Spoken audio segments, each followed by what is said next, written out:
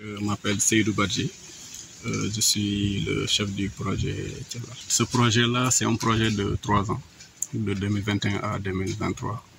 Et sur ces 3 ans, on a pris une année à faire des diagnostics. Plusieurs études ont été menées.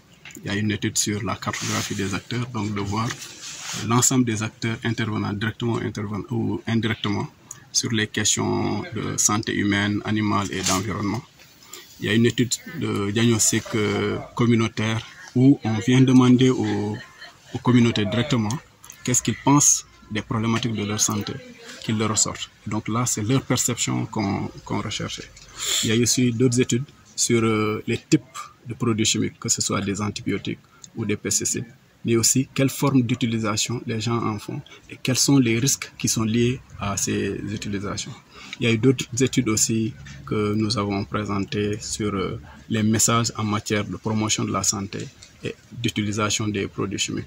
Donc du coup, par rapport à cette étude sur les messages, c'est de voir aujourd'hui quel type de communication est déjà fait un peu sur ces questions, quel est l'existant, mais aussi pourquoi, quels sont les leviers sur lesquels il faudrait appuyer pour vraiment arriver à ce que les gens changent de comportement. Parce que ce projet-là aussi, il faut le dire, c'est un projet de changement de comportement.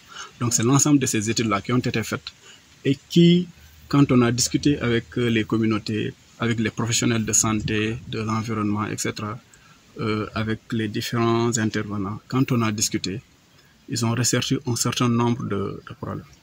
C'est d'abord le premier enseignement qu'on en tire, c'est que au-delà des pesticides et des antibiotiques, d'autres problèmes existent et les communautés les ont ressortis. C'est là par exemple la question de l'insalubrité, c'est la question des feux de brousse, la question de la coupe abusive des bois, c'est la question même du paludisme, etc., etc. Mais dans tous les cas aussi, sur les pesticides et les antibiotiques, les problèmes ressortent clairement. Par rapport aux herbicides et autres, il y a des herbicides qui sont distribués par la Sodefitex, un peu pour la culture de coton, herbicides et insecticides. Il y a d'autres qui sont achetés directement au niveau des marchés hebdomadaires.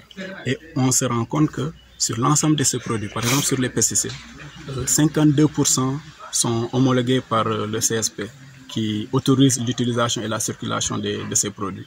Mais déjà, à côté de ces 52%, on a 48% qui ne sont même pas autorisés, donc qui nous viennent souvent des pays frontaliers comme les de Guinée, la Gambie, et que les gens vont acheter souvent à Diaobé et autres. Donc ce sont ces types de problèmes qui sont ressortis. Et maintenant, après, avec les communautés, on sent qu'ils sont conscients de la dangerosité de ces produits. Parce que même pour les produits vétérinaires, ils vous disent tout de suite, on utilise de l'oxy, etc. Et souvent, c'est même sans prescription. C'est eux-mêmes qui vont acheter, qui viennent injecter ça directement à leurs animaux.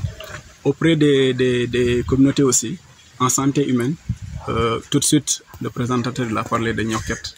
C'est carrément des antalgiques que les gens vont acheter sans l'avis d'un médecin ou autre. Et qui arrivent aussi auprès des pharmacies et autres, sans ordonnance, on leur vend ça. Et ils ne cherchent pas trop à comprendre la dangerosité de ces produits. Parfois, puisqu'ils ne sont pas consultés, leurs produits parfois ne sont même pas adaptés à la maladie dont ils souffrent. Donc c'est un peu autour de ça. Et maintenant aussi, les communautés ont ressorti le fait que les produits qu'on utilise en termes de pesticides souvent présentent des risques.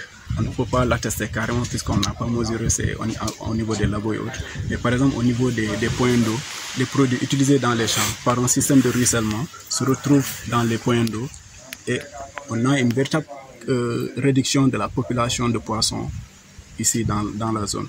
Des grenouilles qu'on a autour et tout sont en train de disparaître petit à petit. Et dans les champs aussi, on trouve des espèces qui sont très résistantes et qui ne sont pas favorables à la culture, qui sont au niveau des champs.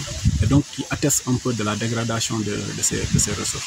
Donc c'est l'ensemble de ces problèmes-là qu'on a présenté, restitué déjà au niveau des communautés, dans les 4 communes où nous intervenons, restitué en comité scientifique, restitué aujourd'hui, et qui sont confirmés. Le comité de pilotage d'aujourd'hui confirme à la limite l'ensemble des études qui ont été faites.